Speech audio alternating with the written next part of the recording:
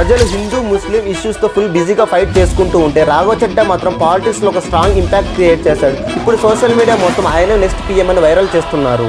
Present Indian politics లో హిందూ ముస్లిం fights తో బిజీగా ఉంటే ఇంకొంతమంది ఎస్టీ ఎస్సీ రిజర్వేషన్స్ లో బిజీగా ఉన్నారు. ప్రజలేమో మొత్తం దేవుడి మీద భారం వేశారు. ఈ కథలో ఒక పొలిటీషియన్ ఎంట్రీ ఇచ్చాడు. ఆయనకి సీఏ లాంటి స్ట్రాంగ్ ఎడ్యుకేషన్ బ్యాక్గ్రౌండ్ ఉంది. మన so called educated politician Raghav Chadda mediator లాగా పనిచేస్తూ మన కామన్ పీపుల్ ప్రాబ్లమ్స్ అన్ని పార్లమెంట్ కి తీసుకెళ్తున్నారు.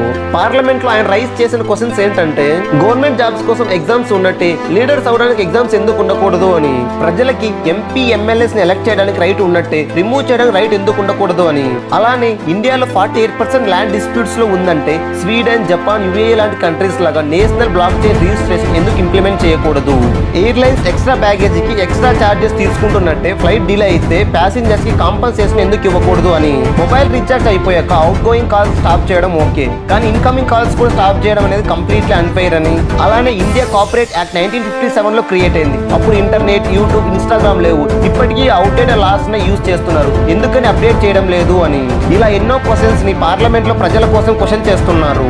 Raghav Chadda next prime minister అవ్వాలని మీరు కోరుకుంటున్నారా? మీ ఒపీనియన్ కామెంట్ లో చెప్పండి. అలానే ఈ వీడియో నుంచి మీరు ఏమైనా ఇన్ఫర్మేషన్ తెలుసుకున్నాం అనిపిస్తే ఒక్క లైక్ అండ్ సబ్స్క్రైబ్ చేస్తున్న డైరీస్.